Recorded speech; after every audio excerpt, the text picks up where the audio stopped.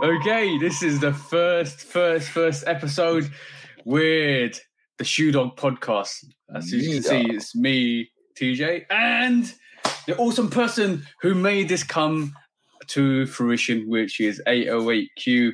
As you can see, he's probably going to share this on his channel. I'm going to share this on my channel so we can get the Shoe Dog podcast up and running. So, bro, you're the creator of this invention. You're the creator of this crazy idea called the Shoe Dog podcast. So do you want to give us a bit of insight on what this is all about? Well, the Shoe Dog concept came from actually the good brother, Egot Soul, the banter that we have back and forth all the time when we go live on Instagram with Straight to the Toe. And it started off as a joke. And it became something that was real, something that I realized I'm a shoe dog. If I'm a shoe dog, that means TJ is a shoe dog. And so... Very much so. Yeah, that's how the concept was born. As you can see, if you look at TJ's background, he's definitely a shoe dog. I don't have all mine in display right now, but I can see two. I can see two in the background, bro. I can see two. That's your mini shoe dog. That's not a big howl. That's a little howl. No, this is where. Is that book? Is that book, bro? It's that book. This book is literally the father of the shoe dog concept, because I love throwing that book at people when they exhibiting shoe dog behavior. What is shoe dog behavior, bro? It's a multitude of things, man. Like we chase these shoes like a dog chasing a car down the street. Bro. we chase them like a dog chasing a tennis ball, catching a frisbee, like whatever you want to call it, man. But That's what would King Rod say there, bro? What would King Rod say there, bro?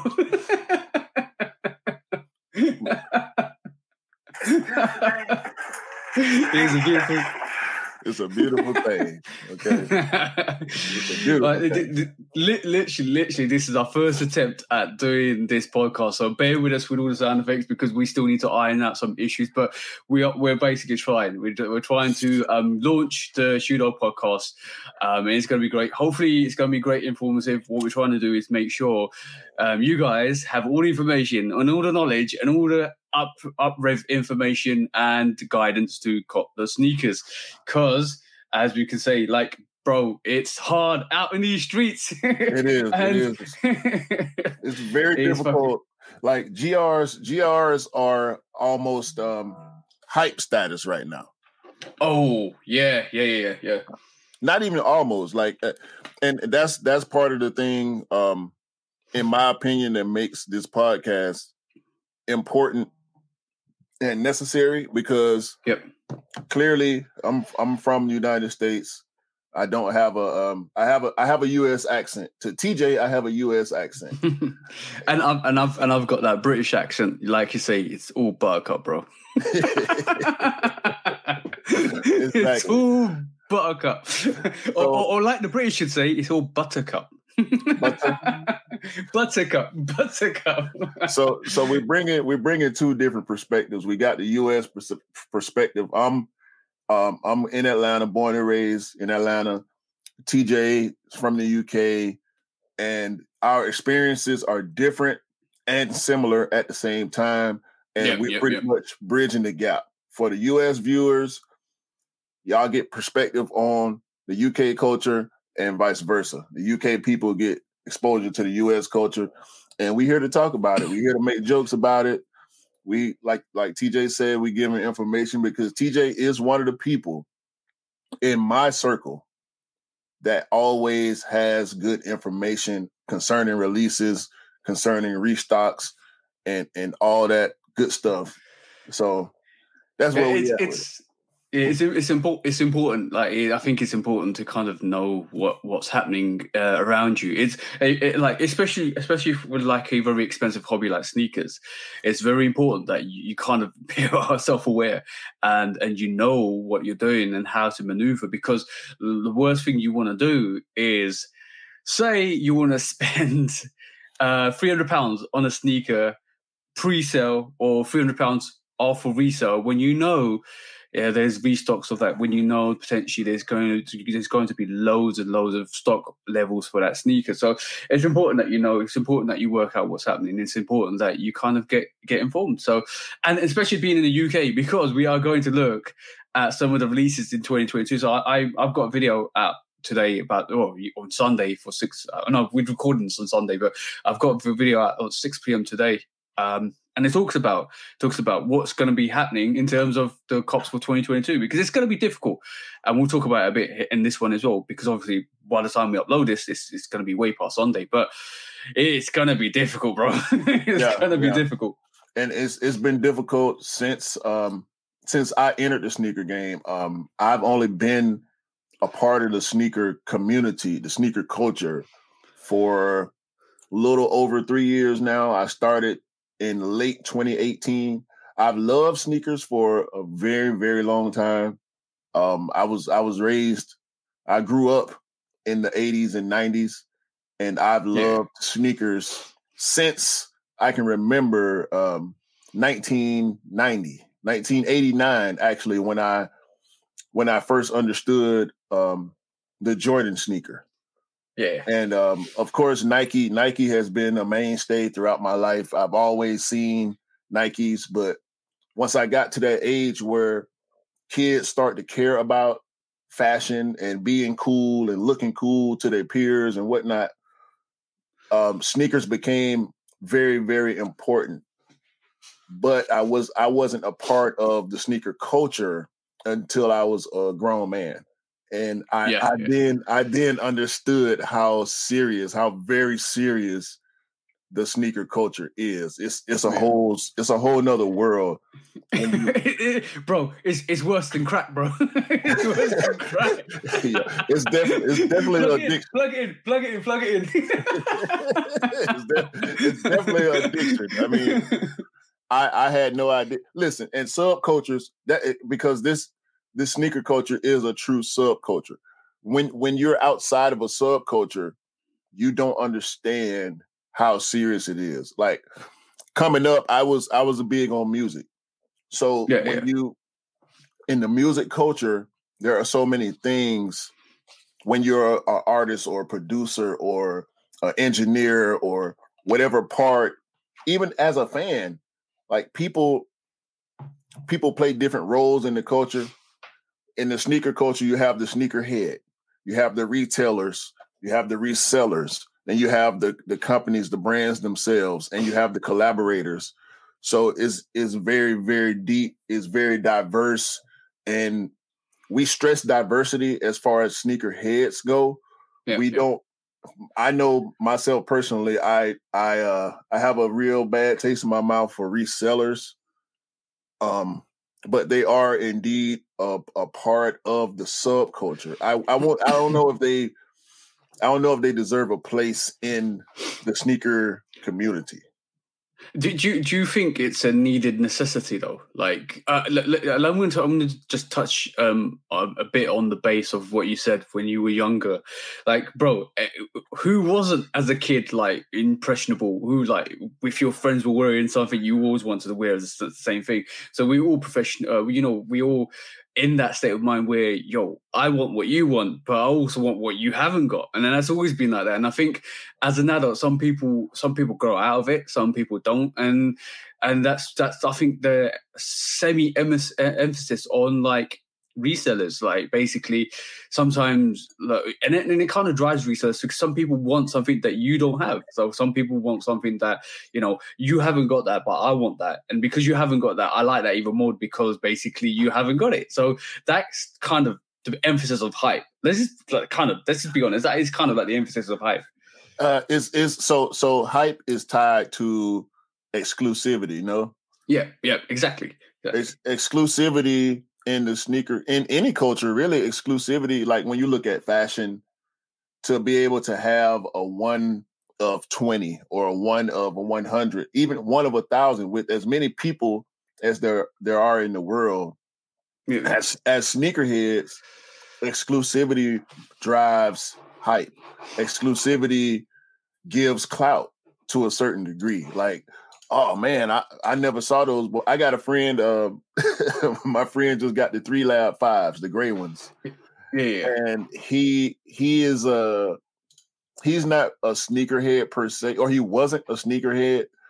And he had his first experience yesterday with somebody saying, "Oh man, what the fuck are those? Like those hard as hell.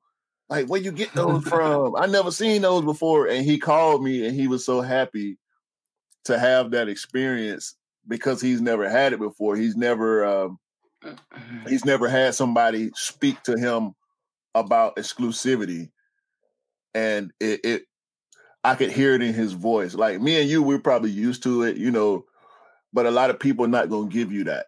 Normally, it's the people that you know. In my experience, it's normally the people that you know that will give you that acknowledgement.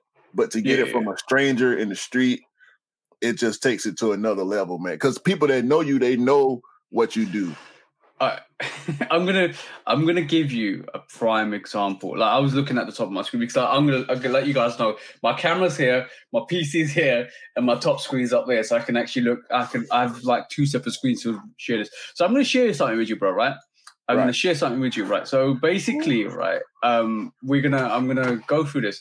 So we were talking about height. We were talking about height, and we were talking about how numbered pairs are more exclusive than unnumbered pairs. So we all remember the homage to Holmes, right? Right. I've got a pair. I've got unnumbered pair, right? And I love the unnumbered pair. Exactly the same, I would say. Maybe the numbered pair have got a little bit more quality than the unnumbered pair. But if we talk about colorways, if we talk about kind of just the aesthetics of it, exactly the same sneaker, right?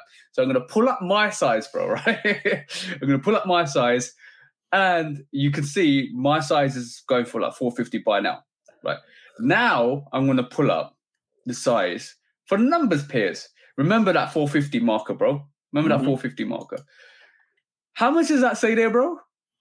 That's 1,008 pounds, which is about 1,200 US.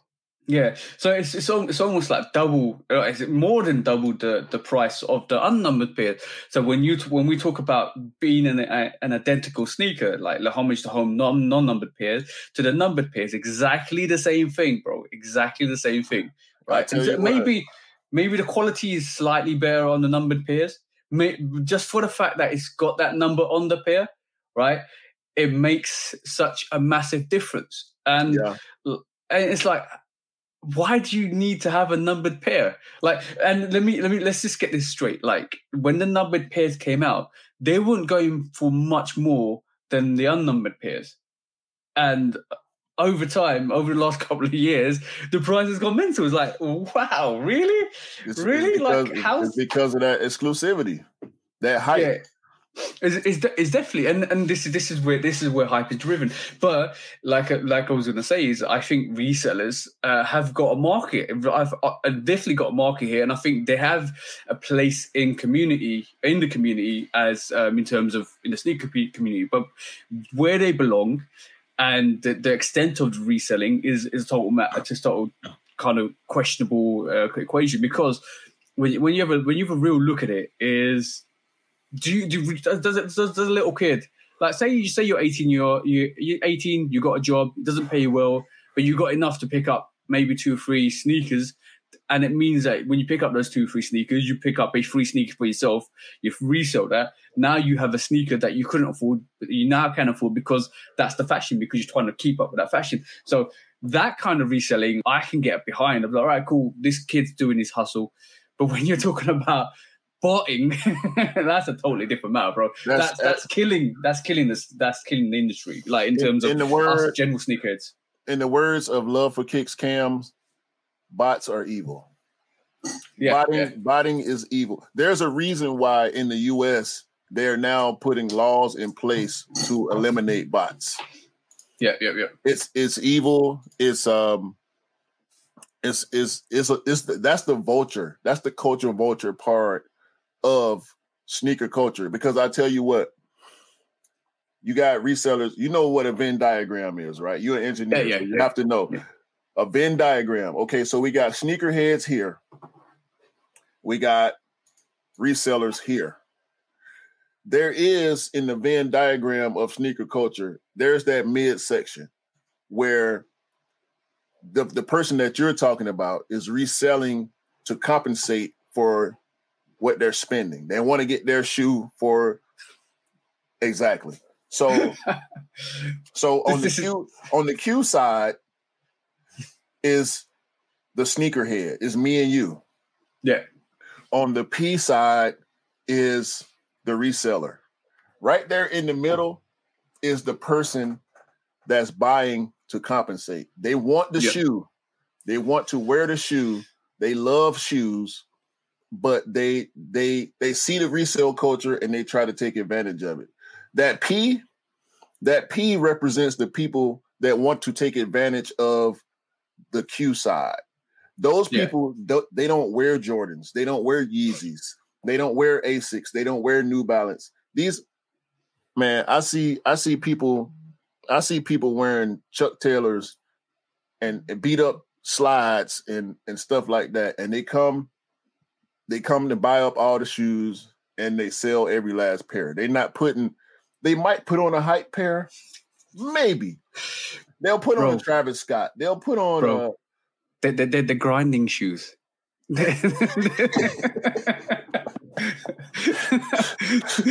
you put them on when you're going through some struggles, bro. Like when you're going through the dirt. That's the grinding shoes, bro. Listen, bro, resellers. I've seen resellers with, and this is no shot at nobody, okay? Because not everybody is a part of. Everybody wears shoes. Shoes is a part of life, okay? To go outside, you need to have coverage. You need to have protection for your feet. That's what it is at the essence of it. So what's that saying? What's that saying? Shoes on your feet make your life complete. That's exactly. That is a proper sneakerhead saying. So shoes on your feet.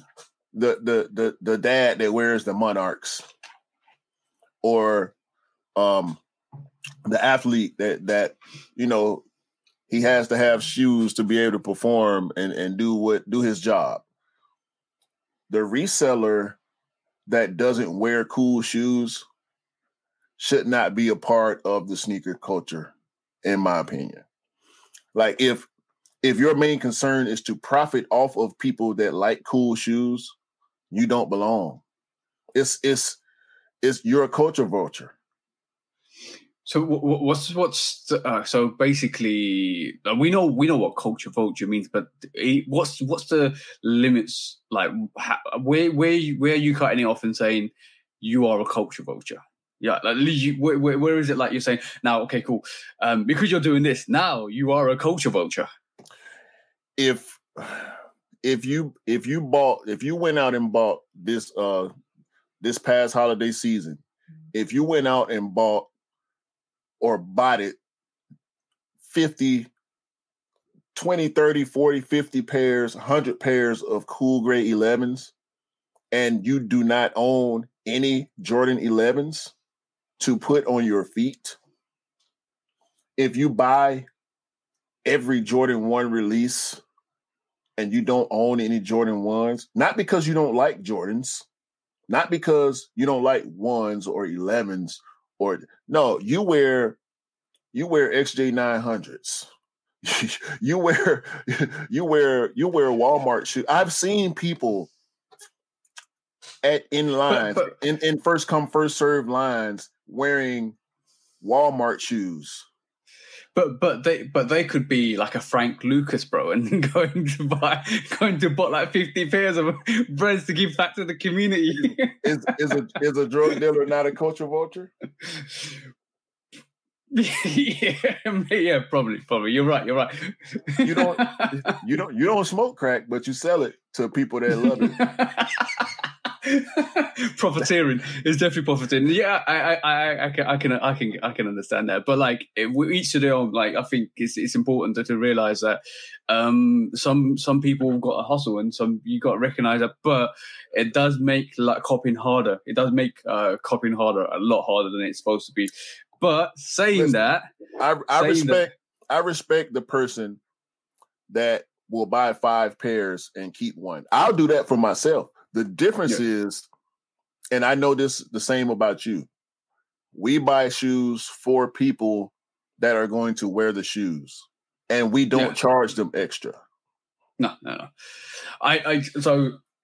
Let's talk facts and figures.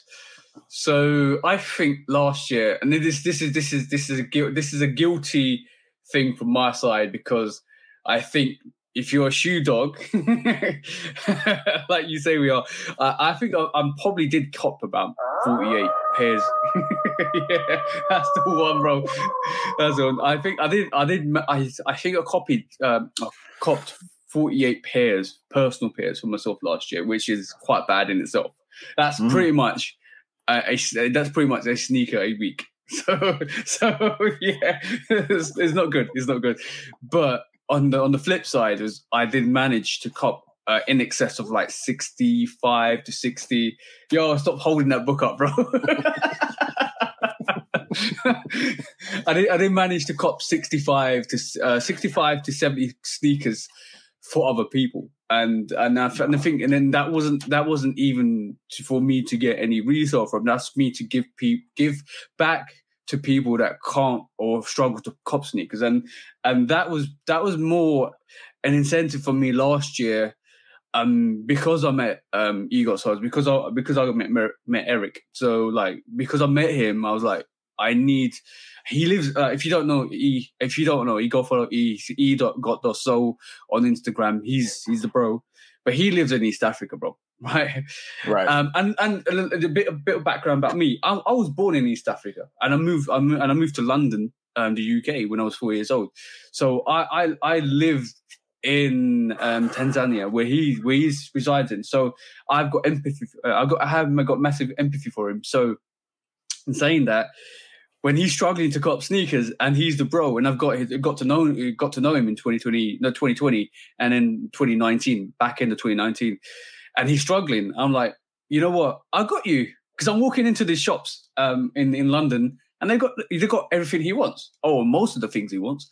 And I'm like, okay, cool. Here you go, bro. Ship it to you. Here you go. And all I ever do is he gives me retail and shipping, and he's got the pair. And to be honest, it's great to see that. And over time, it's kind of brought me a bit more happiness that I'm actually able to do that for him, because he struggles. He genuinely struggles to get sneakers. So that's been a very important factor last year. And off the back of that, I think it's just gone into me picking sneakers up for him, to me picking sneakers up for everybody that I know and love and respect, to be honest. And the more people I've got to know, the more I've said, all right, cool, bro, I've got you if you need this. Like, I've got you if you need this. And then it's kind of developed from there.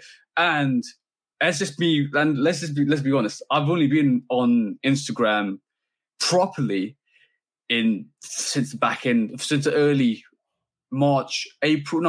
February, March time last year, 2021. And like, I've only started my YouTube channel in August. So I'm relatively new to the social scene, but it's never been about numbers and facts and figures. It's always been about helping people and helping community. And this is why I always try and give the best advice. And like as a sneakerhead, I've been collecting for a good while, like probably 6 years now.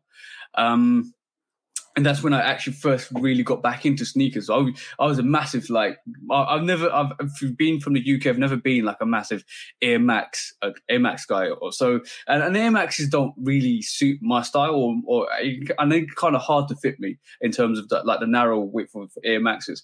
But I was always a Timberland guy. I always like wore the high Timberland.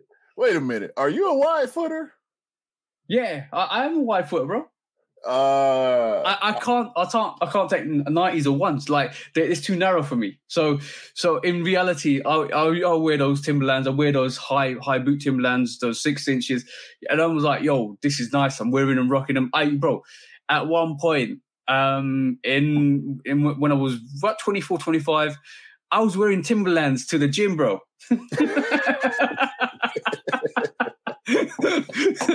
so like, and we're not talking a high cut. We're not talking a 6-inch high cut. We're talking about the mids, like the mids, comfort mids. I was wearing those.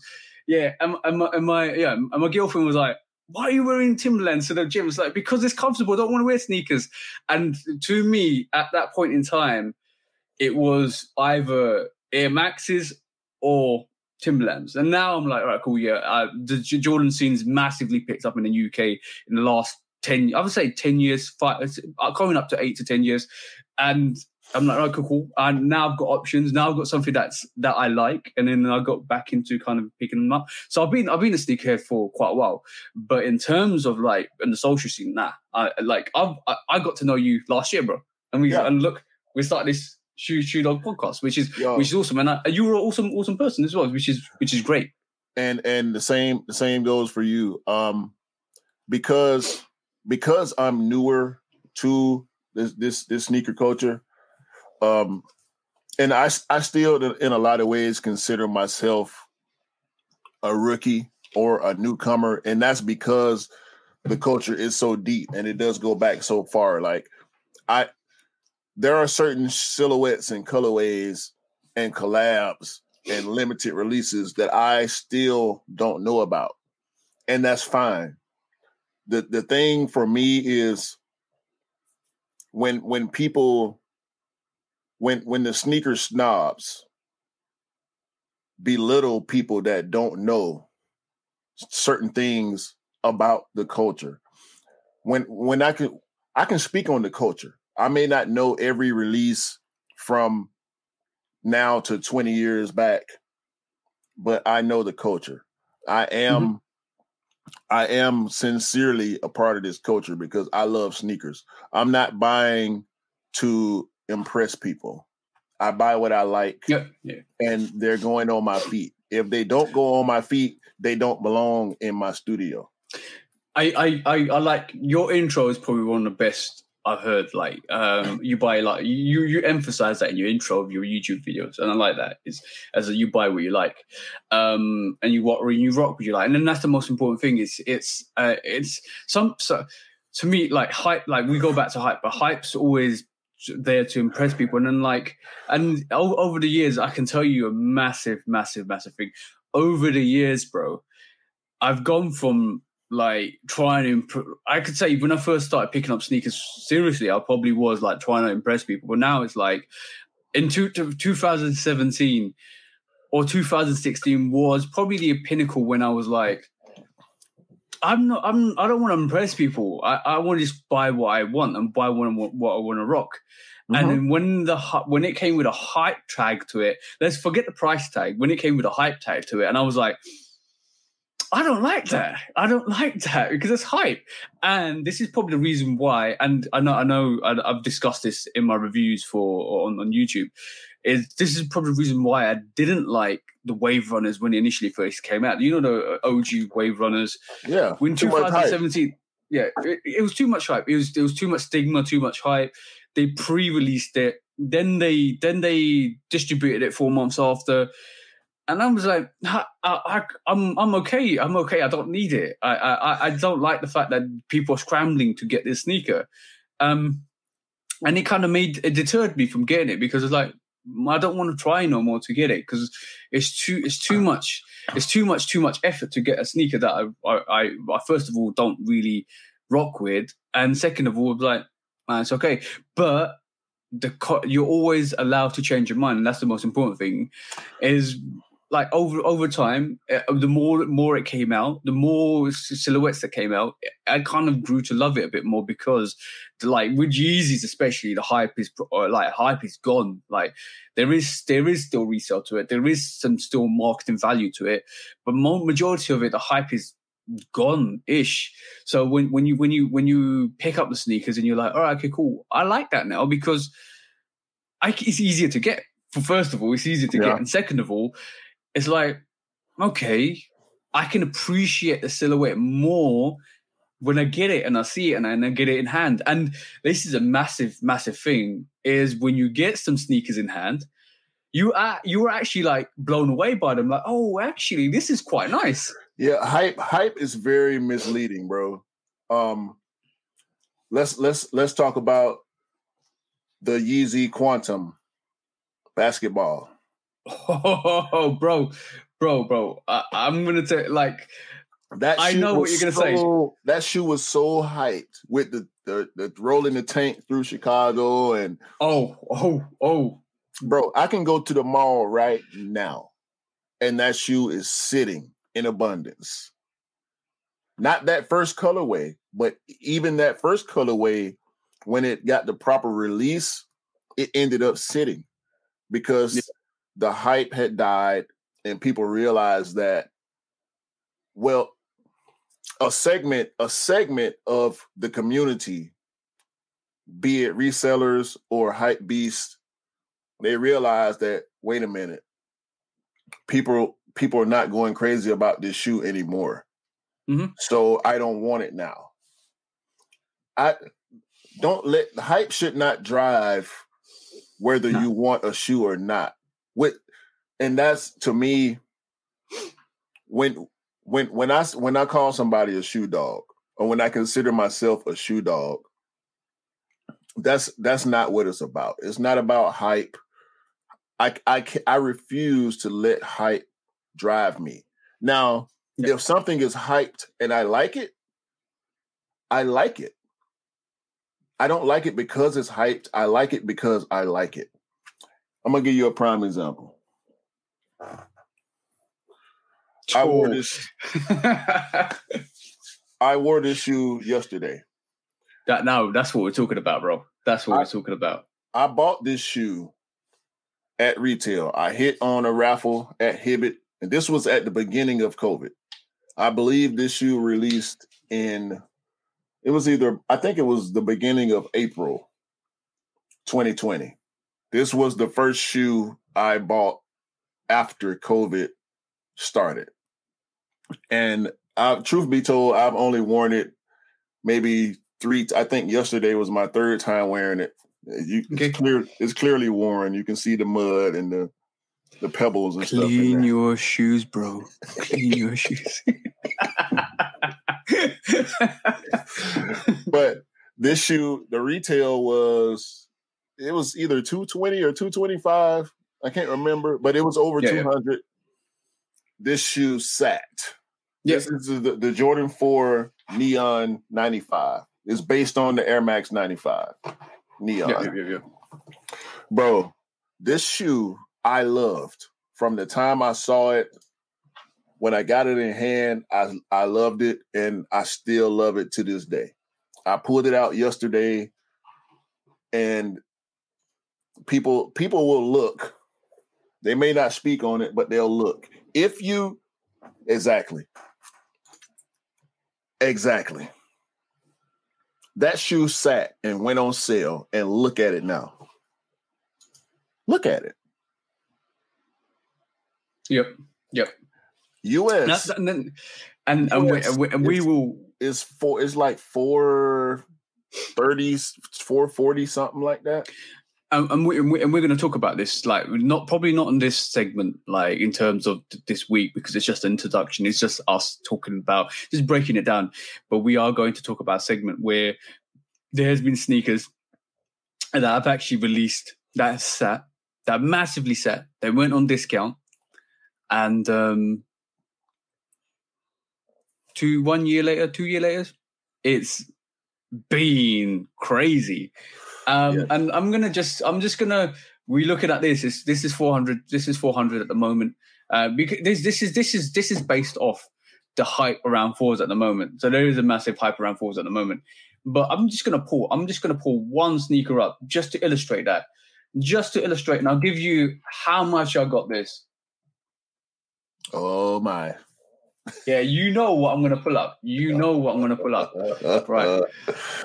So this sneaker right here, right? Yo. Look at the price. Look at the price on that, bro. Right. I had a chance to buy that shoe VNDS. Yep. I didn't know what it was. This was 2019.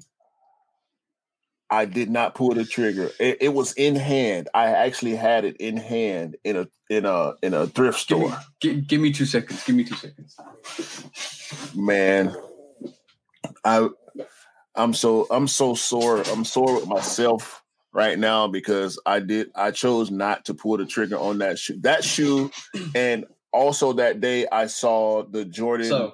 I saw the Jordan 2 Chicago Low.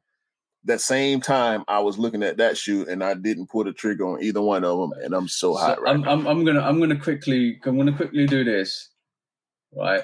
I'm gonna show you. This is what we're talking about. The reason why I brought this is I didn't buy this when it first came out for retail, right? I saw somebody put the white laces in, and that changed my life, bro. That changed my life. And you know, if you know, you know, because like with those blue laces there, this is sometimes where it's awesome, because when you change, a sneaker changes just because of the laces. Like, that's too blue. A lot of people didn't pick this up because it was too blue, too hyper blue. And then when somebody put the laces in, because they give you a set of white laces, when somebody put those laces in, and when you rock them on the street, people crook their neck to say, what the hell was that? Right? I'll tell you what. Okay. Go on, bro. Those must be comfortable shoes. Not that you can walk all day in shoes like that and not feel a thing. I wish I had shoes like that. 100%. And the quality on this sneaker is immaculate. The quality on this sneaker is like crazy. The leather is soft. Probably one of the most underrated sneakers. Now, this is the kicker. This is where it's, like you technically say, a kick in the balls. If you're a guy, it's a kick in the balls. Right? Mm. So I never got this for retail. I never got this. I didn't even get this for resale. When it came out, this went on sale, bro. Now look at the price, right? We're talking about £264 in my size. I would say take £190 off the price is what I actually got it for. I got that for £85, bro. Goodness gracious, that's like $100. Yep. I got this for £100, and then when I wore it, right? That's not the kicker, bro. That is not the kicker. I had requests for some other people say, "Oh, people around me, like, can you get me a size 7.5? It's so good. Can you get me a size 8? Can you get me a size 6 or so? UK size." Then 2 weeks later, that went on sale on Foot Locker. So I can't see your screen's all white. So I went on Foot Locker, and you know what? I give a piece of advice I give everybody is keep checking your Foot Locker accounts or the sales in the Foot Locker accounts, because basically what they end up doing is they massively discount the sneakers that they put on sale.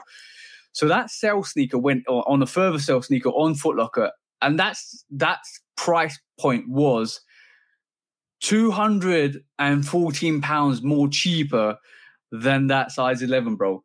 It was £50. So I picked up 3 sneakers for the price of retail, and I gave it to them for £50 each. See, I didn't know you then, and I'm mad because I didn't know you then. And I actually, when that shoe released, I was not buying sneakers at the time. So that's one I have to choke on. Yeah. But I did, since I started, I did go back, and I bought few pairs, one of which is, in my opinion, the greatest sneaker ever, which is the black metallic Jordan 5. And I only put in black, the word black, because the original sneaker then had a white version. So now you have to put in that word black or white to let people know which you can't just say metallic Jordan 5 because you may be talking about the white one.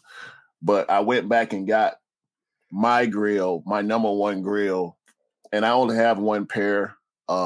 If the black metallic Jordan 5 releases again, can we get a howl for the Jordan 5? It's probably one of the best sneakers out there. There you go, bro. The Jordan 5 is what I fell in love with. Like beautiful Jordan 5s. Like I'm that kind of person, right? Which will rock mismatching sneakers. I personally have affinity love for mismatching sneakers.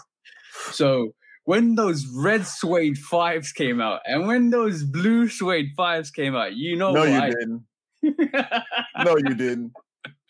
I became Superman for a day, bro.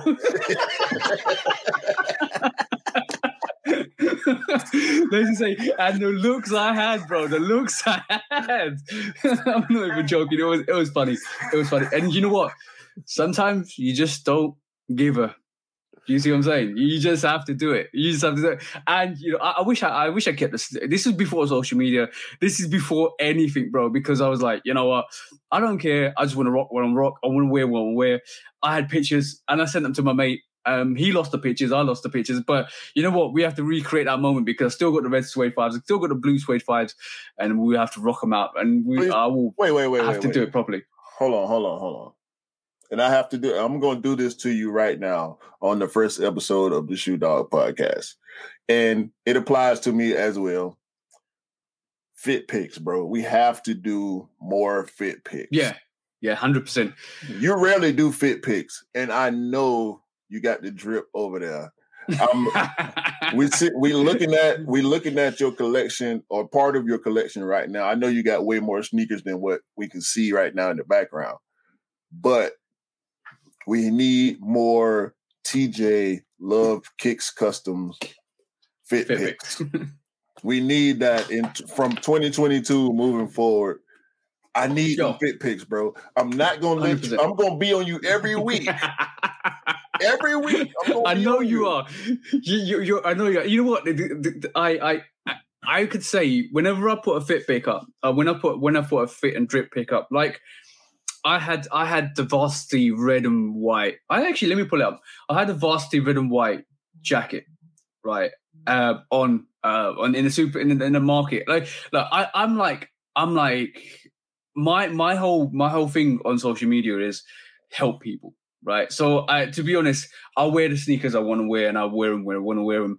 But what I end up doing is not really taking the pictures because I'm like, I'm going to do this, I'm going to do that, I'm going to do this, to do a review, do advice, go on live, go have a discussion. That's the kind of vibe. And then when I end up dropping a pic, and even Eve asked me to actually drop a pic. So like I don't know if you can see this, but like I'll drop a pic out, and that will instantly go like 100 likes. No, wait. Is that on IG? That's an IG. Pull it up, bro.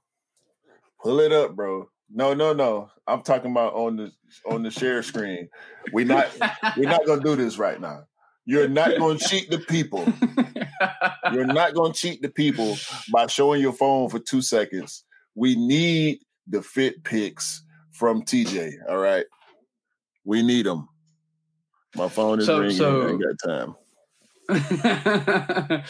Listen, let me just. You're not doing this.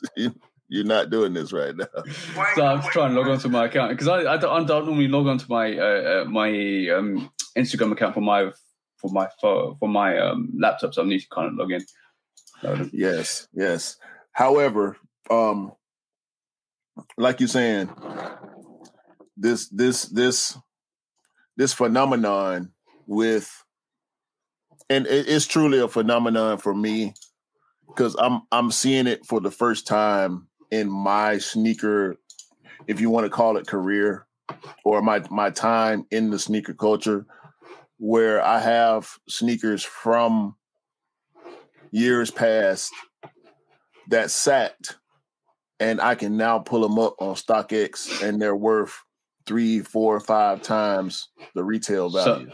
So that there is, as you can see, most of my channel is either customs. Oh, by the way, I do customs.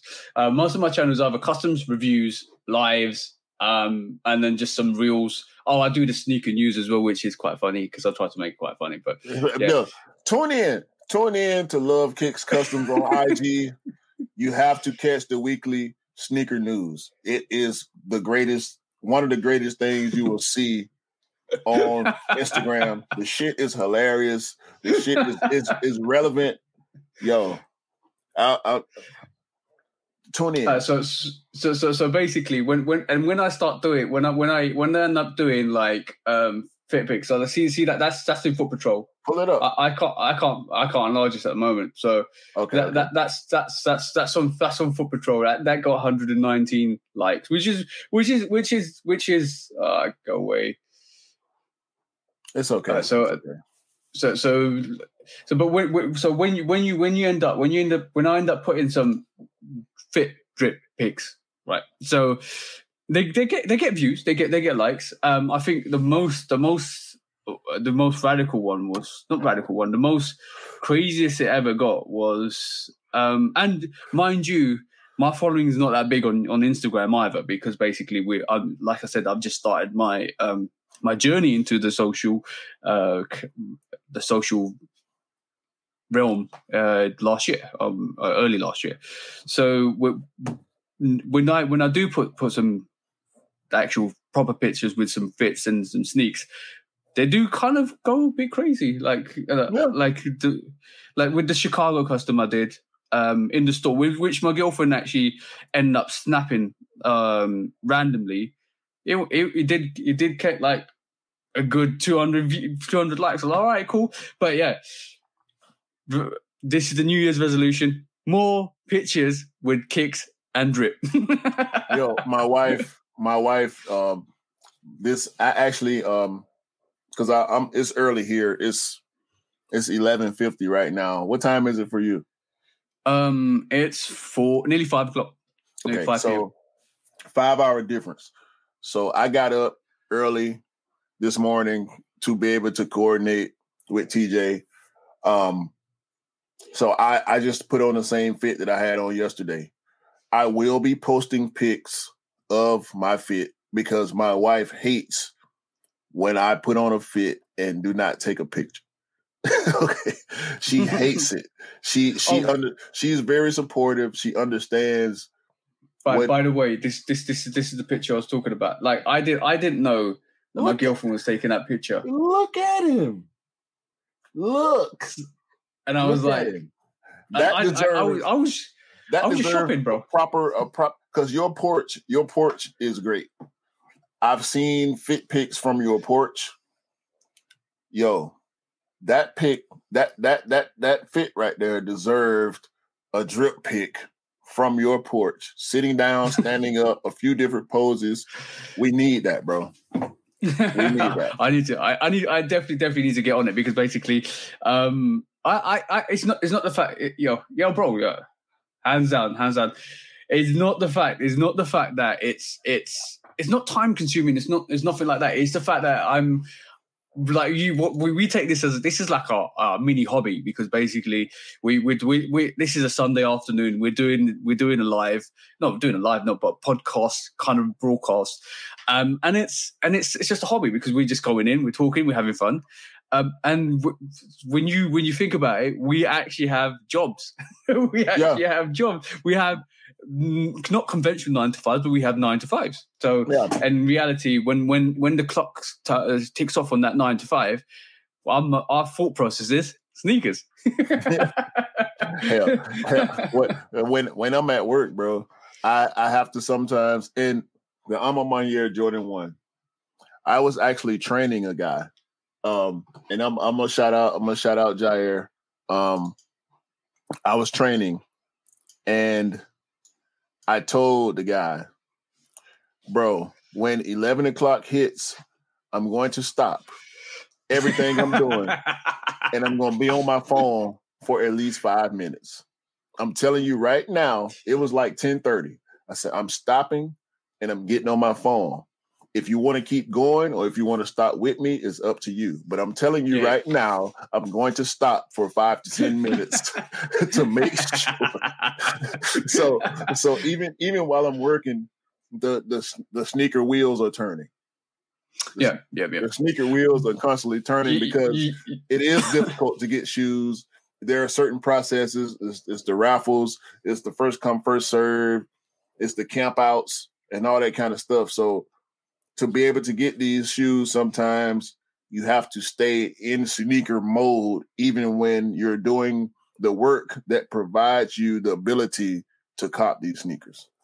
I give you a prime example. Was I can relate, bro, 100% relate. When COVID wasn't around, and when we were working in the office pre 2019, I think 2017 probably was that time when Adidas had their Yeezy Day, and when Sneakers app had their Sneakers Day, and you had to go in and try and find clues and do stuff like that.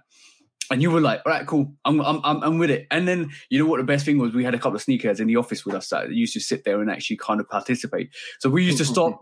We used to stop for bro, this is an hour at work. Stop for an hour, try to look for these clues on the system, Googling stuff like that. You're like, yo, where is this clue?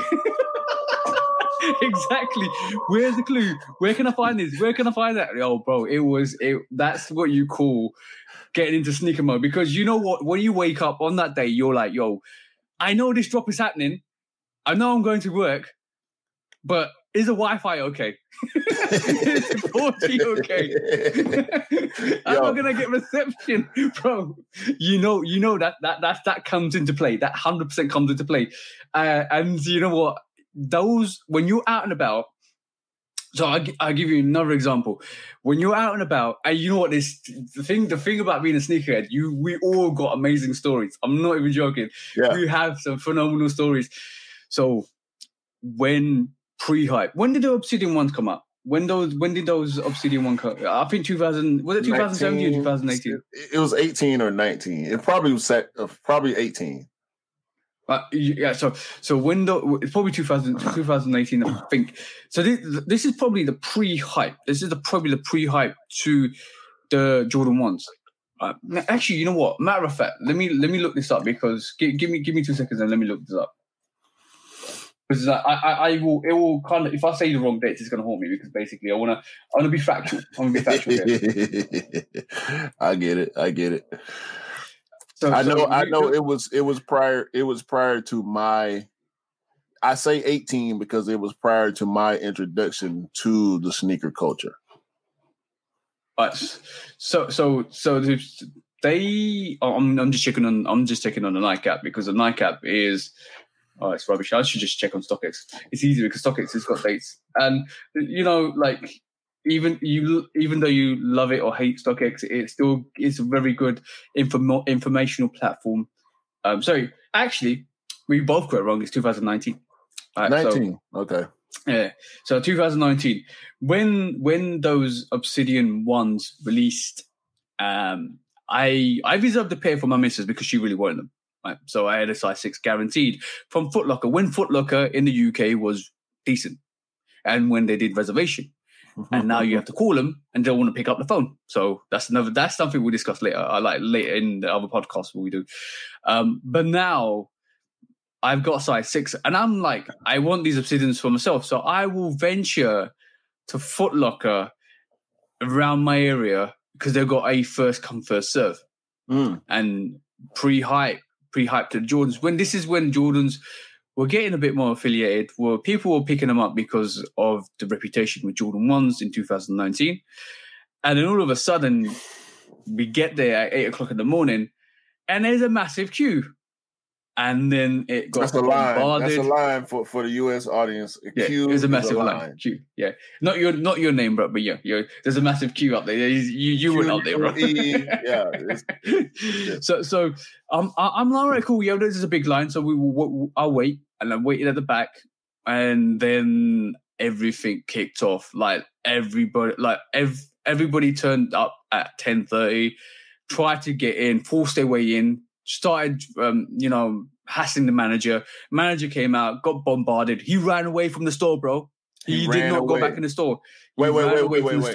He ran away. Literally. Yep. Ran. Then he came back with some tickets. And they ransacked all the tickets. And I'm like, I'm not getting my pair here. And then it hit. Then in Q, they released the Obsidian. They released the Obsidian ones in store. No, on the sneakers app, I mean. Right? And my thought was, I'm going to try still because why not? But I haven't got reception. You know, if anybody's been on the shopping malls or in the shopping centers and stuff like that, if you go there, you know the reception is horrible. You know you're going to get no reception. Because everybody got a phone. Yep, everybody's got a phone. And to be honest, there's too much concrete around that mall to actually get any reception in sometimes. So I was in the queue, put my size in, and 5 minutes later, we got the Gotham sign, bro.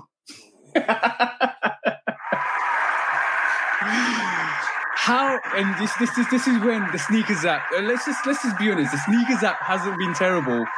Wasn't terrible pre-2019, right? No. Halfway through 2019, it got really bad. Yes. Definitely. It got really bad.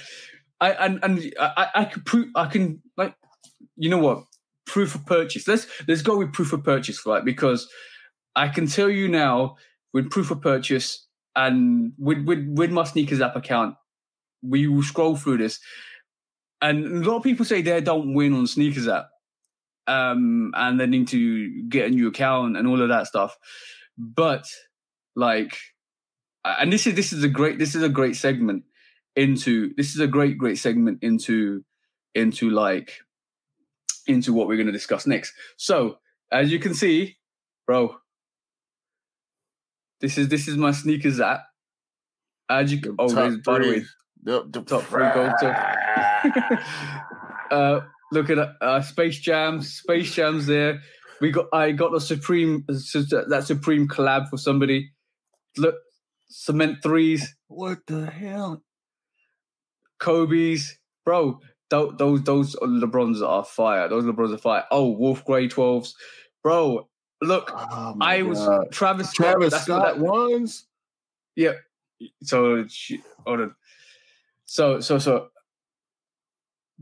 as you can see, then after that, bro, Threads.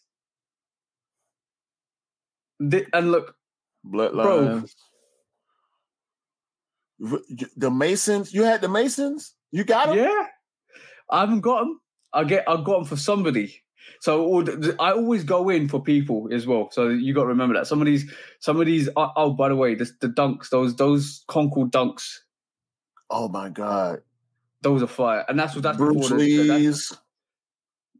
The Skepta Air Max, bro. Like when I tell you, sneakers app wasn't bad, bro. Sneakers app has never been bad. Well, never been bad to me, but sneakers app has never been as bad as it's been in the last couple of years. And exactly. that's what hurts the most, is because basically when you really think about it, is when you were able to cop sneakers on the sneakers app, and when you were copying sneakers on the sneakers app pre-hype, like, you know, oh, it's gonna kick. Like when I was there when sneakers app first launched in the UK. Well, I was there. I got it. I downloaded it. I copped sneakers. And then when it got bad, it got really bad. And this is why people complain a lot, is because when it was good, it was so good. Super good. Yeah, I'm scrolling my history, my Nike purchase history right now. It don't look like yours, bro. It don't look like yours. And the thing is, I copped for people. I actually copped for myself and for people, and I've always kept that kind of mentality as a sneakerhead. Is because basically, and this is why I say always, all the time on the end of my channels, you all deserve to get the sneakers you want, because you all deserve to wear the sneakers you like, and that's always been my motto. Yes, that's always been the motto. Now, now it's the segment of showing what we picked up in 2022.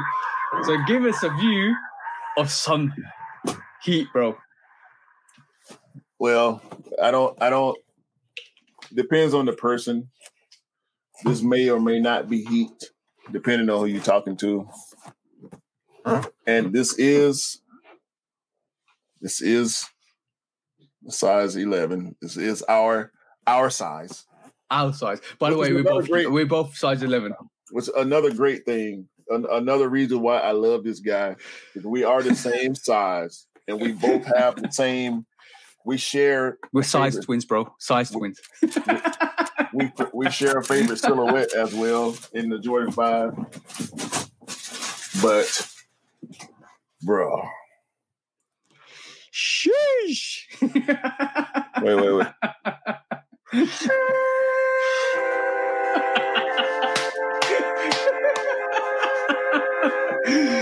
That, bro, my pair's coming hopefully tomorrow. I'm a bit worried because Hermes are delivering it, not DPD, because Hermes haven't got a good reputation, so I need to keep my eye on it because I'm not looking forward to them delivering those cool purples, bro. Yo, the cat's eye, the purple cat's eye on the bottom. Ooh, they look nice. They definitely look nice. The OG cat's eye on the upper, and the 3M is popping. I mean, I ain't even got to talk about it. It's popping so hard right now. I've like, if you probably don't, a lot of people don't know me on this channel on the YouTube front anyway. But I have like 1, 2, 3, 4, 5, 6, 7, 8, 9. I've got like 9 13s in my rotation, and that will make my 10th rotation. Like I caught that because I love the fact that cool purple on that sneaker, that purple on that sneaker is banging, bro. Yeah, I got 7. This is not number 8. I did not cop this shoe for myself. I copped this shoe for the bro. Shout out 99 Freak, my guy Sean. And I also have a size 12 on the way. I'm gonna shout out Trip, another one of the bros. I got this 11 for Sean, and I got a 12 on the way from Sneakers for a Trip. This shoe, and briefly, this shoe sat yesterday. This shoe released on January the 8th. It's the first retro release of 2022. My review is live, by the way, 808 Kicks _ATL. All that's going to be definitely go and check that out. It's a great review. Great review. But this shoe sat for about 3 hours. And when I got to a get together yesterday, and as soon as I walk in the door, the bro Black Martin, bro, my wife wanted that shoe. I forgot to tell you about it, and so I start searching, and it's gone. All of a sudden, it's gone. So it was weird. It was a weird release for me because it was available at 10 o'clock. It stayed available until around 12:30, 1 o'clock. And after that, it was gone. And we will see restocks on this shoe. 100%. We will see restocks on this shoe. It's not hype. The resellers are calling it a brick. So whenever a reseller calls a shoe a brick, you will be able to cop. But it's black and purple. It's a Mike Bibby PE high, is what it is. Yep. If anybody knows, I'll pull up the price for you, bro. There you go. Like that there at the moment. That there at the moment is looking at like 205. Like let's be honest. That sneaker retailed for like 160, 170 in the UK. So 205 is about 35 pounds over retail. But I will tell you this now. That sneaker in the UK and EU did not release anywhere else except for the Sneakers app. And we're going to mention something about that because I mentioned it in the video that's coming out on Sunday. That came out on Sunday. I will talk about this at the back end of this live. But what I'm going to say is that even though it's a brick, it is a beautiful, beautiful brick, and every brick builds a house, bro. Every brick. It's not a brick. Listen. Brick. A brick to the community, a brick to a sneakerhead is not the same as a brick to a reseller. Mm-hmm. When a reseller uses the term brick, I'm taking the resale terminology there, but I know that's not a brick because if that was a horrible sneaker, I would not pick that up. I would not pick that up for personal wear. Right. Well, a brick is the Shadow 2.0. A brick is the Jordan 1 prototype. That's a brick. The brick of the year for 2021 is the Jordan 1 prototype. Brick of the year, hands down for me. The quality was garbage. The theme, the colorway was cool. That perforated line on the upper, that shoe was horrible. That's a brick. That's a brick. Wait a minute. I'm gonna pull up a sneaker that people probably thought, but this is another version. You know what? That price has gone up actually. This is another version of a sneaker that everybody kind of had a bad rep on because it was associated with a prototype. But let me just tell you this now. This is one of the best ones released last year. I've got this in hand. Q's going to show you guys. But I can tell you this now. This handcrafted one is the new version of the biohack, right? And I can tell you this now. In a year's time, that 172 will not be 172. That 172 will probably be likely £300. This is a beautifully constructed sneaker. This shoe is what the prototype wanted to be when it grows up. I think the prototype had a massive gimmick to it, which was cut it to a low. Nah. We're not doing that. I don't like it. We're not doing that, bro. We're not doing that.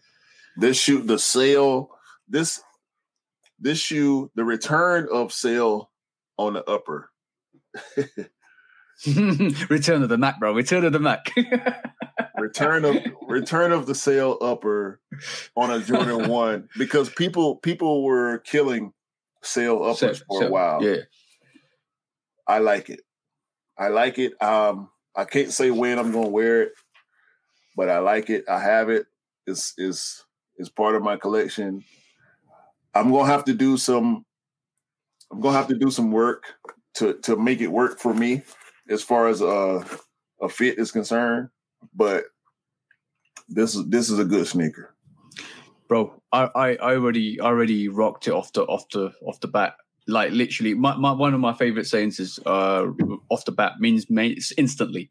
So I rocked that. As soon as I got it, I'm going to say it in the British. As soon as I got it, I rocked it. So like basically, I got that before Christmas, arrived on Christmas Eve, and then I rocked it on Boxing Day because that deserved to be rocked instantly, bro.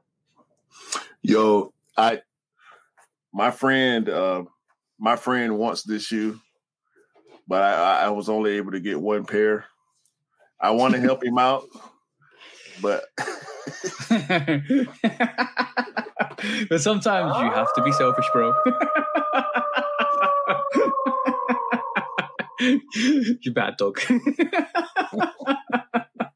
So like I do think that handcraft is or the craft or the hand stitch. There's many variations to name for that sneaker, but I call that I've always known that sneaker to be the hand stitched or the handcrafted or handcrafted, but they call it, the official name is craft. Or the handcraft. But like when we talk, I want to show. Obviously now I'm going to show you what I picked up in 2022 so far. One of them, the insole. Oh yeah. That a lot of people don't know that. A lot of people don't know the fact that the insole is like Quilted. It's diamond stitched. Yeah, Yeah. It's like diamonds. It's not proper quilted like material wise, but it's the fabric on it is high quality and it's diamond stitched. And then it kind of goes into the inner lining as well. Yes, so sir. It kind of like, there you go. That is beautiful, bro. That hands down with the Nike tag, a beautiful sneaker. The Nike Air sewn in is not printed, it's not pressed in, it's sewn in tag. Yeah. And can you find a defect on that sneaker, bro? I can try. But it's gonna be hard. You're gonna be hard pressed to, because it's handcrafted. It is literally whoever's crafting those sneakers are actually quality checking those sneakers as they go. While it's with it being handcrafted, obviously human error comes into play. However, I mean, do you really is that a defect? No, that's the end stitch, bro. Right. So I've got the same thing. I've got the same thing on mine. So basically, what we're saying is that sneaker itself is like immaculate, absolutely immaculate. The leather. Yep. Like it's way better than the prototypes. And you've had I dodged, like, you know how there's a pile up, there's a traffic jam, and you literally avoid it like the plague. That's what I did with those prototypes. I avoided them. I avoided it like I don't want to get COVID. What would you call this leather, TJ? It's buttercup. Yes, sir.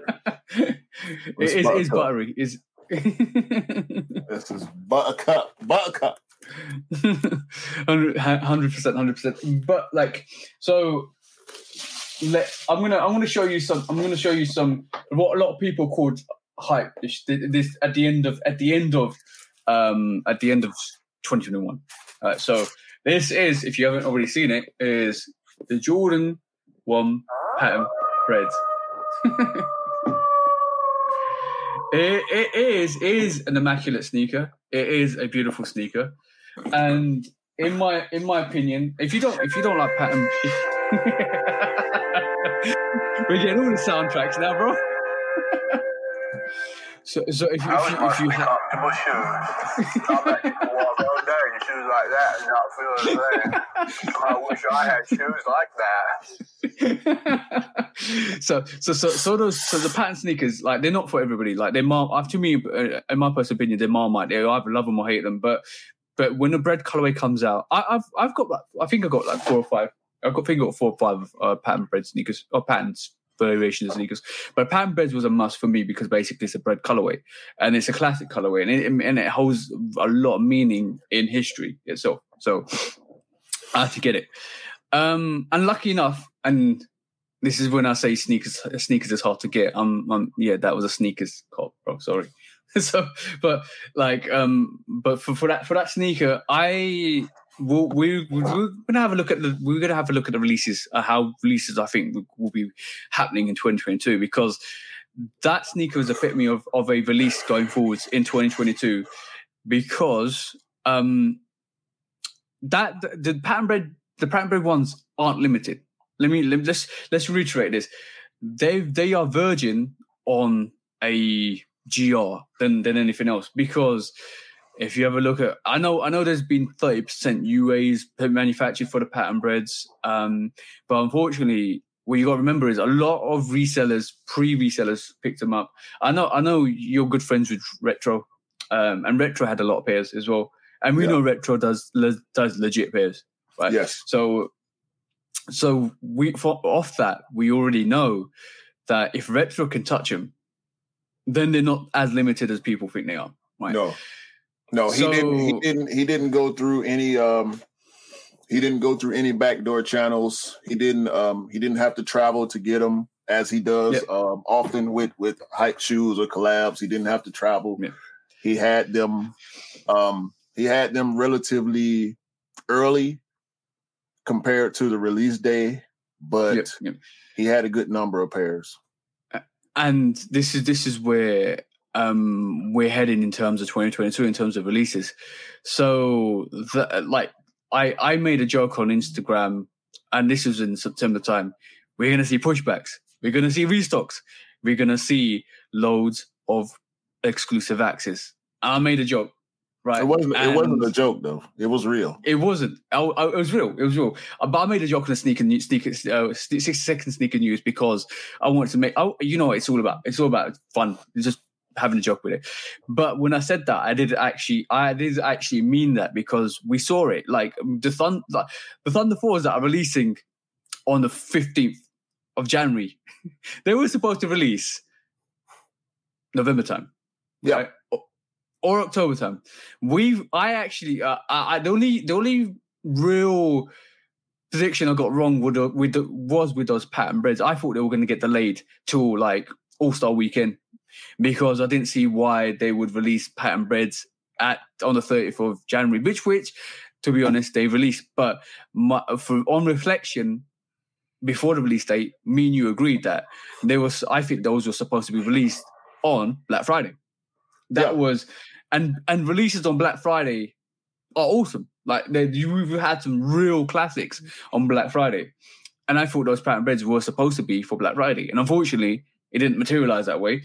And they kept pushing it back, and they kept pushing it back, and it came to a point where I think Nike thought, you know what, we're going to release this whatever, and they released them on the 30th of December, and off the back of that, I think they did a full release in the US, and they gave us a sneakers release in the UK. So, in retrospect, none of the foot sites out here got them, bro. None of the foot sites. And in retrospect, they were supposed to release on all the foot sites on the 7th of Jan.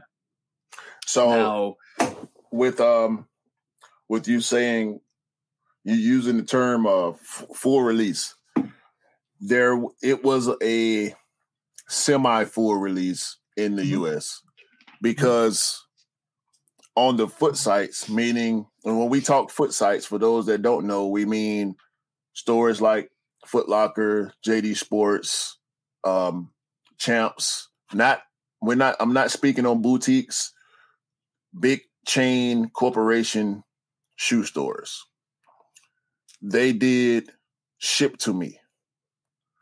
None of the foot sites had a pickup option. Mm-hmm. So it was only ship options. In Georgia, at least, Foot Locker had 2 stores that was pickup. Out of the 30 Foot Lockers and Foot Locker affiliate stores in the state of Georgia, there were only 2 stores in the Atlanta area where you could go pick up a shoe if you won. And those pairs were very, very, very, very, very limited. It may have been 20 to 30 pairs of the full size run available. Every other site was shipped to me. Now, JD Sports did have limited in-store pairs, but based on the Cool Grey 11, which we know was probably the biggest Jordan retro release of 2021, if I compare it to the Cool Grey 11, it was not a full release at all. No. Most of the stores that I've talked to people in, they did not get men's pairs. Only grade school pairs were in store. It was in-store raffles. Sneakers did their release, but we know Nike never runs out of sneakers. So and there will be restocks. Yeah. There will be restocks. Yeah. Foot Locker actually dropped pairs on the 8th, 30 minutes after the 13 release, the Court Purple 13 release. Foot Locker and East Bay did pairs. Of course, it was shipping. First come, first serve. It was a mess. Of course, there were bots involved. Nobody could get through. I tried. I couldn't get through. The app was crashing. There were errors.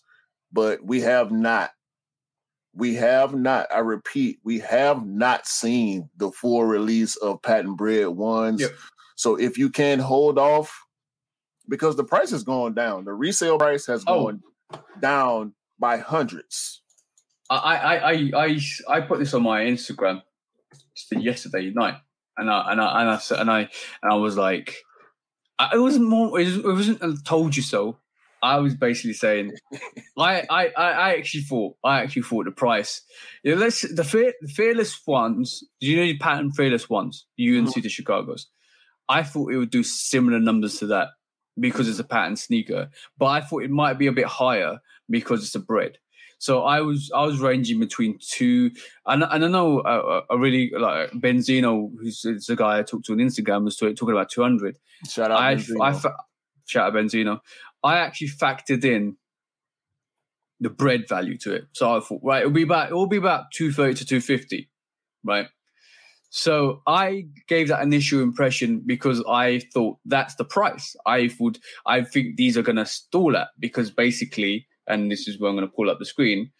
I thought this is where I think we're going to stall. It's going to stall at because of the commodity of having a bread and of the fact that it's patent bread. And the prices we're seeing at the moment is not prices for full release, by the way. It's not full release prices. These prices are for the sneakers in retrospect of what's been released so far, which is I would say 70-80% stock value in the US. And we let's just be honest, like we haven't seen the full release on End Clothing here. We haven't seen the full release on some of the foot sites here. They're still pushing up pairs. There's still late shipments. There's still late deliveries.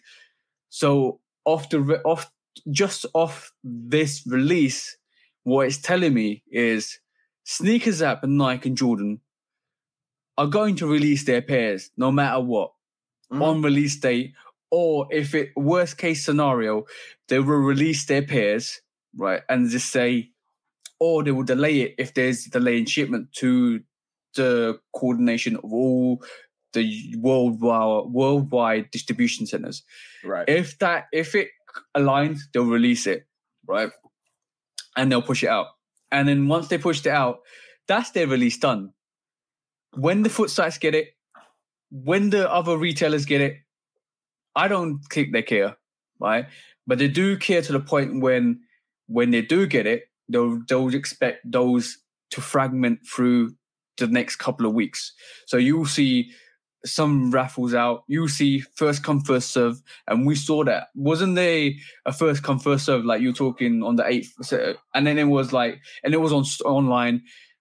Because of COVID, you might not see it in store. So this is the trend we're going to see for a lot of pairs of sneakers in 2022 and early 2022 into 6 months into 2022 until they resolve those shipping issues.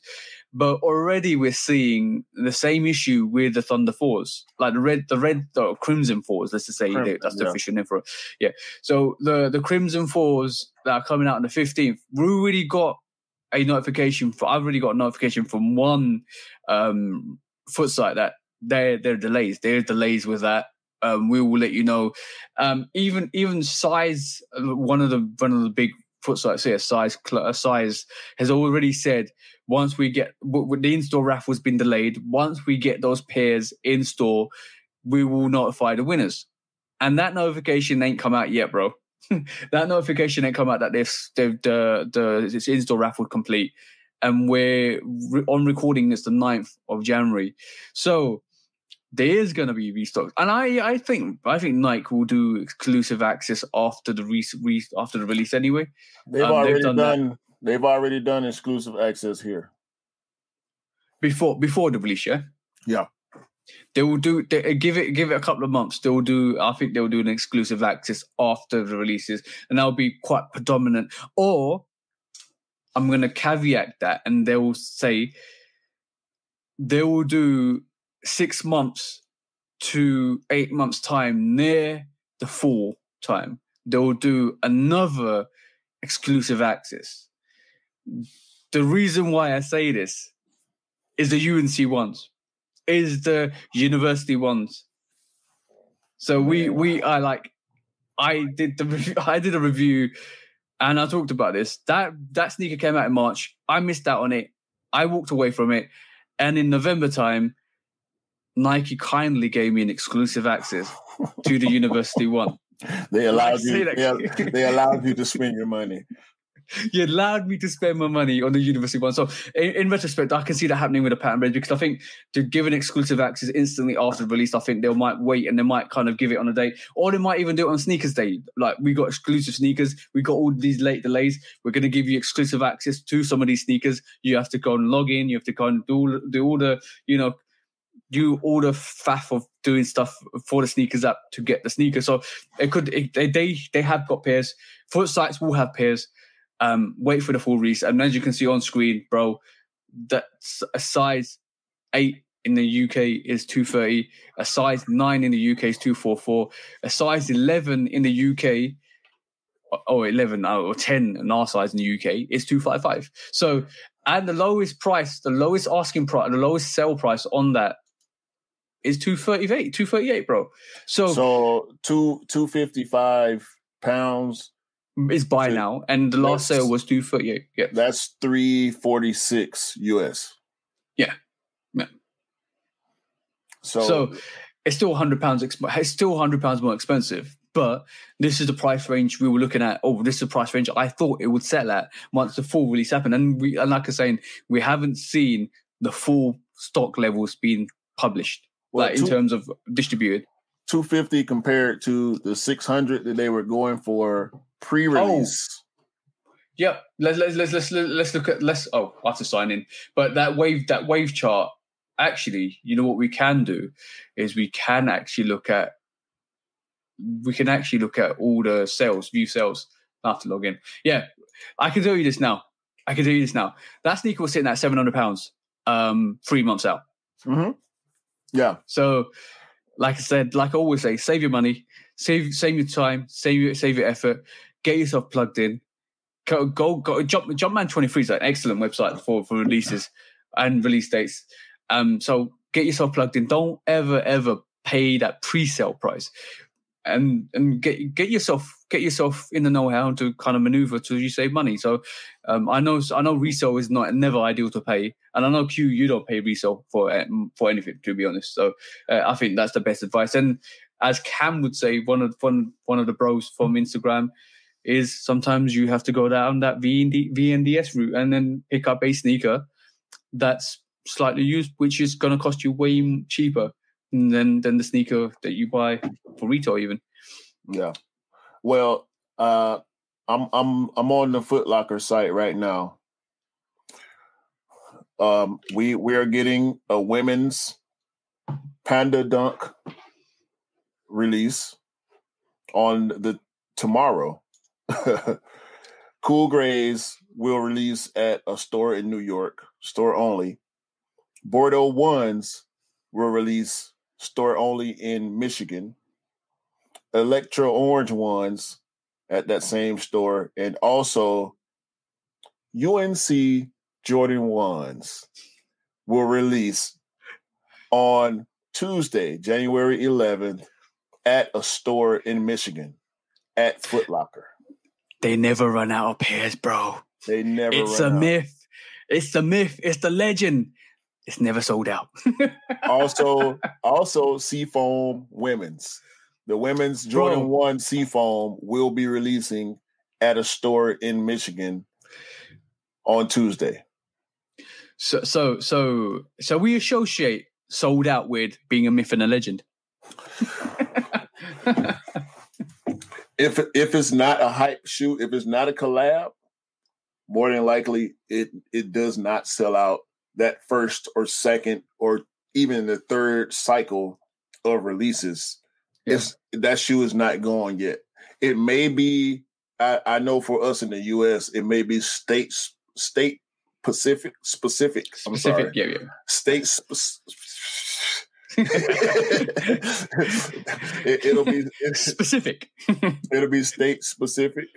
However, pairs will be available of the patent bred ones in 2022, at least I'm thinking until we say February, mid-February, March. Yeah. And the reason why I used, I know we're talking about the patent breads and release dates in 2022 quite a while now, but the reason why I say this and the reason why I think it's key is that's going to be the trend for the early 2022 up to like April, May, June time is because the same thing happened with the Jordan 13 core purples. Like, we only saw that on the sneakers app, bro. And the same thing happened with the patent bread ones. We saw that release. Happen on the sneakers app in the EU and UK. And it disappeared after 2 minutes on the sneakers app. It got sold out. And we know that there was a better release in the US for it. But then the only thing with it is it's going to be some pairs. And those court purple 13s came out of nowhere. I actually thought they were getting released in February time, and they got pushed forward to the first week of January. Yeah. So, like, I think it depends on how organized that release is, because I think that I like to say there's placeholder dates. Mm. So when you talk about placeholder dates, is if Jordan Brand can't release a sneaker, and there's pairs that are probably 80% mass produced and 80% with them, they'll release it, I think, because what release was there for Jordan if it wasn't for the Jordan 13 this weekend? Gone. Exactly. And we'll say this for 2022, Nike and Jordan Brand, because we know when it comes to shipments, Nike is getting their pairs. Yeah, they are going to make sure that when those pairs leave that production factory, their pairs are going out first. Yep.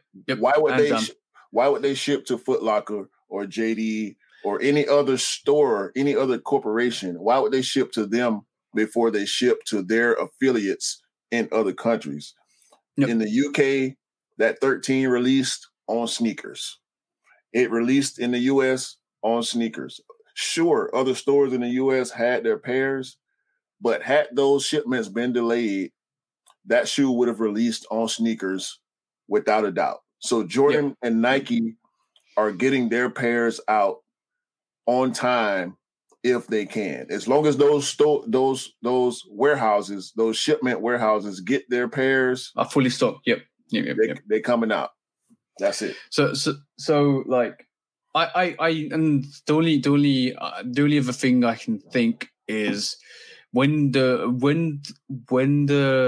releases are more organized, like the Crimson Fours, which I still think there's going to be some kind of disparity between the foot size and the brand. Mm-hmm. I still feel there's definitely going to be delays in some areas. They will be a bit more organized than the ones we've got with what we saw with the Jordan 13s and the patent bread ones. So that's going to definitely have an impact. So if like I said on my YouTube video for the sneakers in January, if you're a sneakerhead, if you want to know, get your ear to the ground. And then keep listening. Keep looking at the status of your foot sites. Keep getting onto a Discord. There's loads of free Discords that can give you information and help anyway. So get yourself on the Discord. Get yourself on Jumpman 23 if you're in the States. I don't know if there's anything in the UK that we can use, but then there is Soul Supplier. There is other sites. There is other places you can actually look at release dates.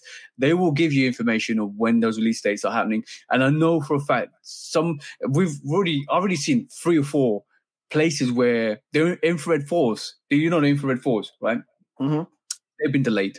There's other couple Jordans here and there that have been pushed back and delayed from release dates. So we're already seeing that disparity between the sneakers we're told that we're going to get released at the beginning of this year and sneakers being pushed back into mid this year on 2022 because the releases are going to be fragmented like that. But I'm going to just put a caveat on that as well, because I always kind of try and remind people, because I've been here and done. It's like almost like I need that "been here, done here" T-shirt, bro. Because every time at the end of a year we get a release schedule from Jordan Brand pre-COVID. Let's just even say pre-COVID. Those those aren't the release dates that they're going to give us, because they will get pushed back. And that is, you know how you have seasons? Yeah. Spring, summer collection, autumn, winter collection. That is your spring, summer collection. That is going to be distributed into August time and before fall. So all the fact the release, the Jordan brand's telling you the release date is March, February, March, April, May. Those May sneakers will come out in August because they will push those sneakers back. Bro, we were supposed to get the Jade Horizon Jordan 5 in August. Yep, they were supposed to come out with the Bluebirds. Exactly. That shoe is now slated for March. Yep. And the fact that it's got worse because of COVID, because the sneakers we're getting now should have been out 3 months ago, is the reason why we see more and more delays. It's got cumulatively worse over the space of a year because of COVID and because of shipments. And we had that issue with the production of sneakers. And was it in Vietnam that was the issue? Mm-hmm. Yeah. So all of that plays a massive, massive impact on release dates. So maneuver like you got your ears to the ground if you're a sneakerhead. And if you're a shoe dog and you collect loads of sneakers and you want sneakers, you need to make sure you're plugged in. Yeah. So you know how in the Matrix when Neo's got that big plug on the back of his head, get yourself plugged in. we gotta stay plugged into the Matrix. And like I said before, we chasing these shoes like a dog chasing a tennis ball, like a dog chasing a car. We gotta stay on top of it. We gotta stay on J23. There's a Soul Links, Soul Retriever. There's so many. I've got a great another website for the UK is Drop Dates. Drop Dates is a really good website. It gives you information of drops that are happening. I normally check that because it tells you what foot size is happening at as well. It's similar to Soul Links. I know Soul Links quite well. It's similar to Soul Links. So your bro, like I said, I got that been here and done it T-shirt. I know the links, bro. Well, we gotta share information. And I'm gonna be completely honest right now. As a shoe dog, I tend to hold information, but in the interest of the community, we have to share the information so that everybody could get the shoes that they want, because everybody deserves to what, TJ? Wear the shoes that they like. That's the one. You all deserve to wear the shoe that. And to be honest, like I would say like you could see you saw my top 10 collection of sneakers, bro. There was only one collaboration in there, which was there was a Travis Scott Sixes. Right, I think I still think it's a gorgeous sneaker, but in my top 5, you definitely had the Raging Bull 5s, you had the Lightning 4s, you had the Cool Grey 11s, you had South Beaches, which I think, to be honest, those were more of a GR-ish sneaker, and like I don't really thrive on the hype of a sneaker, even though sometimes the hype of a sneaker will give you more views or more repertoire. I just feel like just wear what you like and rock what you like, and keep that positive flow. Like you know me for almost a year now. Like I'm always on the upper. Like you never see me on a downer. Like because I'm always like bang. Like that's my mentality. I want to give and share. Like basically give advice to people and share. And like this is why I always say it's important to rock what you like. And this is why I love your intro, bro, because you rock what you like. You wear what you like. That's the most important thing. Yeah. Definitely the most important thing. Yeah, we gotta stay grounded. we gotta stay grounded. I'm dodging the hype. I feel like for 2022, I will continue to purchase new shoes at retail that I love, but I am going to go digging in the crates, so to speak. Yep. And the bro, Love for Kicks Cam, we will have him on the podcast.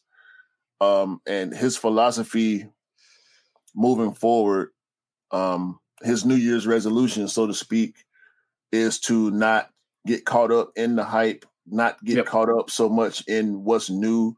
And if you can, spend that same money that you would on a new release on other past releases that you have an affinity for. So I'm looking at that right now. He sent me some links last night, actually. You should create a Discord, bro. Bro, like you call us shoe dogs, right? Mm-hmm. That's a new level. You need to check if anybody's not been on. Oh, by the way, my Instagram and my YouTube is Lovekickscustom, right? Yours is 808 Kicks, right? Your 808 Kicks ATL, which is your Instagram as well. But we collectively, myself, Alex DG, Egot Souls, and Cam, which is Love for Kicks, we created a live, because we used to do a lot of lives, and then we created a separate channel to make it in one place. And on that, in the beginning of January, we did our top 10, right? Go, if you have a chance to go straight to the toe, it's at straight to the toe, not the two. Spell it all out like it's formally written. Go on that and check out Cam's top 10. No. No. Go seriously. Go on that and check it out, because that will blow anybody's top 10. I will literally say any non-celebrity's top 10. I would say that's probably one of the best top 10s out there. And I know you said no because it annoyed you the most, bro. No. Cam's top 10 is a cheat code, okay? Yo, yeah.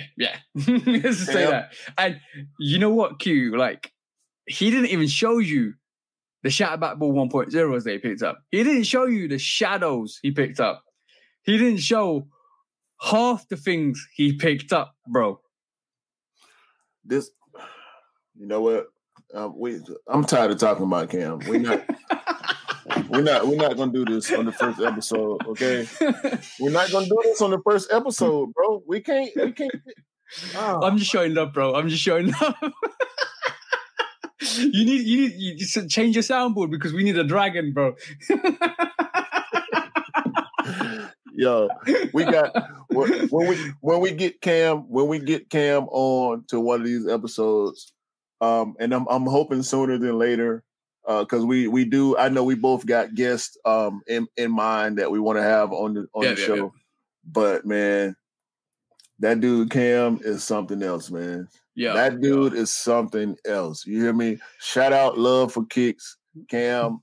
Y'all please go follow him. When we post it, we're gonna put in the description. Yep. Our IGs and the people that we mentioned.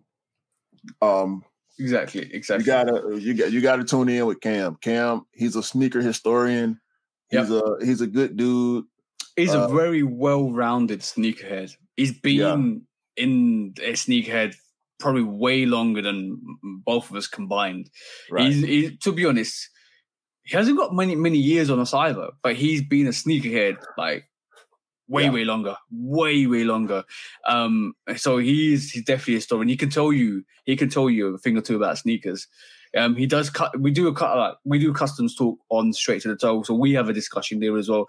We pull out customs, as you can see. Like still got custom gear here, acetone. I still got the shattered backboard colorway here. Buttercup.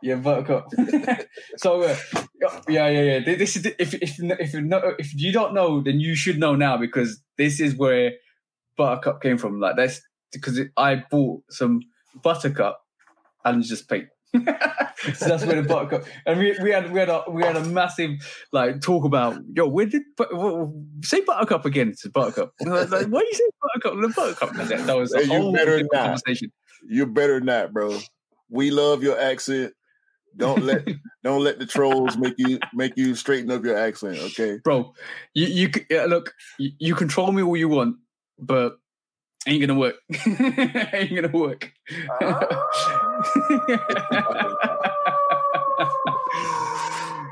So we talked about releases for 2022. We talked about what we've picked up in 2022. So a subject that you want to talk about at this moment in time? Not really. I think for the first episode, we've talked about ourselves. We've talked about some of our history. We talked about some of the bros. We do have some more things to iron out as far as what the Shoe Dog podcast will be moving forward. However, it will be a lot of banter. it will be a lot of information given to the community, because we are sneakerheads, true sneakerheads, a part of the community. And this is what we plan on doing this for, is for the community, for and by the community is the Shoe Dog podcast. 100%. It is definitely something that I think you got me wrapped up into. Like, I would say this, you got me wrapped up into. You was like, yo, I want you on this. All right, cool. And then like I didn't give it a second thought. And then in this November, December time, you got serious with it. And I was like, yeah, okay, this might be happening. Yo, listen. And in January, here we are. There's no other person that I will want to partner with to do this. Let me rephrase that. There's no better person. Cheers, bro. in my opinion, to partner with to do this. Like I spoke on before, the different perspectives from being on different sides of the world.